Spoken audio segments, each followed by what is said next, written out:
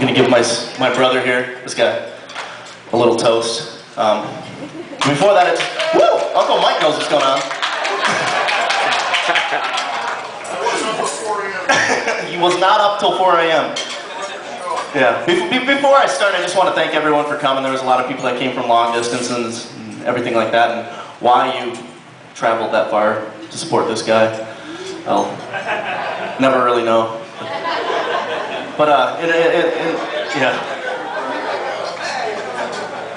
And also, before I get into this, I just want to thank my parents a bunch. So we kind of, you know, I'm going to pick on him a bunch in this speech. A lot, yeah. And but I just want to thank them for the upbringing and everything else, because I think we had a good one, and I've enjoyed it. So everyone give my parents a round of applause. Make my mom cry. It's fun, and we did it a lot when we were young, so. Alright, I'm drunk and loaded up on antibiotics. Had strep throat this week, so. And, you know, this is gonna be a kind of a give and take. I'm gonna say some stuff and then just scream back at me. Best you can. Alright, so when I first learned that I was gonna give the best man speech, the one thing I want to know is just why, what is the best man, what was his role in history, what went on with that. So, like Reverend Overland, I went to the internet, which has the answers to everything you will ever need to know, always.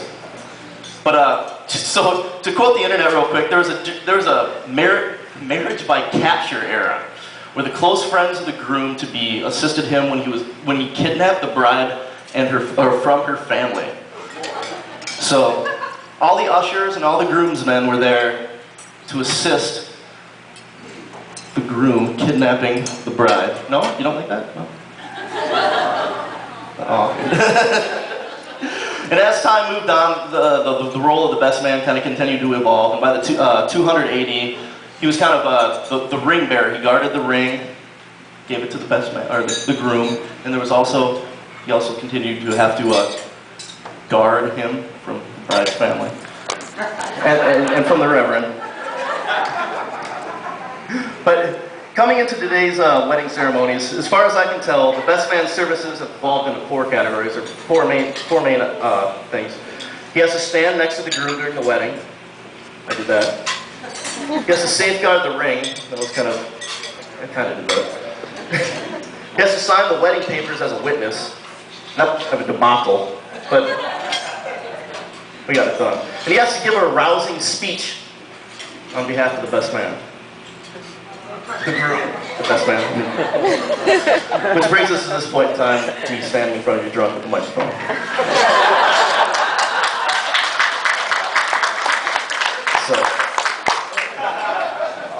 So last night it finally hit me. I was trying to, the best that I could, write this crap down. And it hit me that I had to give a best man speech for this guy that I grew up with, my brother. And just kind of to frame up, for those of you who don't know him, the stuff that I had to go through while I was trying to come up with something to write for this. And I actually had to call my parents to help me out on this. But I've been asked to write a best man speech for the guy who sprained my wrist while trying to flip me after watching the Teenage Mutant Ninja Turtles movie. He grabbed me stationary and tried to go like that. And I missed out on some kickball, and I was very upset.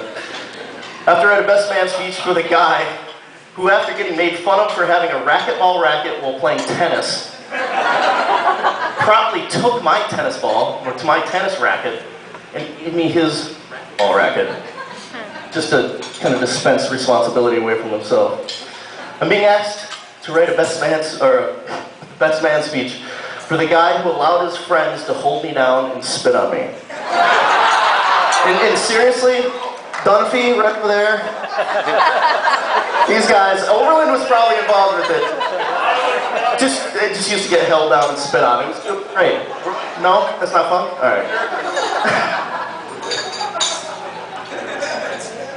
Alright, this one came from my parents because I kind of forgot about this.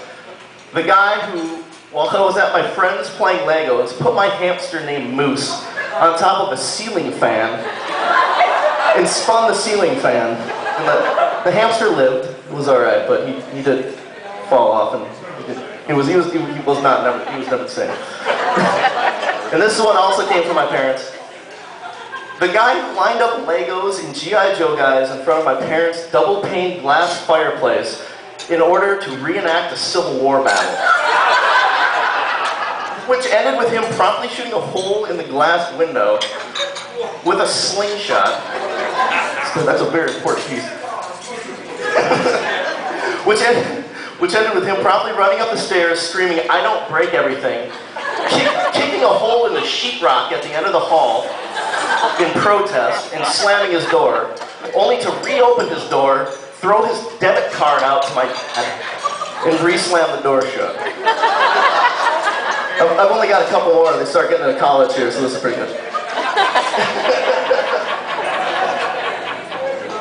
The guy who I saw belligerently scream at a girl in Florida because she correctly thought that Mark Twain...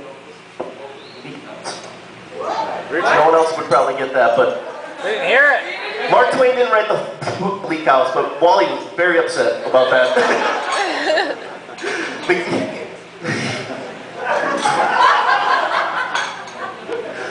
The guy who in college poured motor oil in the shoes of partygoers for his own personal amusement. Oh, look, you did that? Oh, he did. All right. This one's kind of rude, but all right, it's pretty entertaining. The guy who in college, via telephone, called me at 3 o'clock in the morning and woke me up, trying to convince me to drive to campus in order to see the hugest human turd he had ever seen. And in his defense, and Lutz can attest to this, after seeing pictures, the thing was monstrous. And I don't know where that guy is right now, but he might be dead. No, so after reviewing the speech, or after reviewing all these items about who I'm ready to speak about, I decided to, I don't want to take this time. I got one more story that I'm going to go over, but I don't want to take this time to necessarily talk about Wally and Michelle together. But I specifically just kind of want to take this time to talk to Michelle, because I grew up with him, and he's a handful. So I'm going to give one kind of real quick story to just kind of emphasize how to deal with him. And it's a good story. And I'm going to apologize if everyone thought this was going to be a toast, because gross. If you thought I was going to get up here with a microphone and be nice, lovey-dovey speech, you're wrong, and you just don't really know me. So here we go. So it's a quick one. I can do it off the cuff here, but it was about 1990 or 1992. In an act of sheer genius, my brother, after a long, strung-out argument with my father about pellet guns, things of this nature, decided, well, purchased a pellet gun and decided to set up a firing range in our basement. After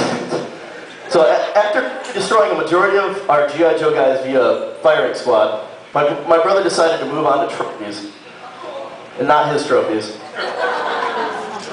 In order to fulfill his need for destroying something, my brother set up my mother's high school swimming trophies and my father's drum and bugle corps trophies atop our freezer in the basement. This is the part where you need to pay attention. Alright. Yeah. Upon coming home and finding the sacrificed trophies in the holy freezer, my father responded in one of the greatest acts of parenting I have ever witnessed, read about, or seen on TV. He made my brother go throughout the house and choose toys which were close to my brother, for which my dad smashed in front of my brother with a hammer.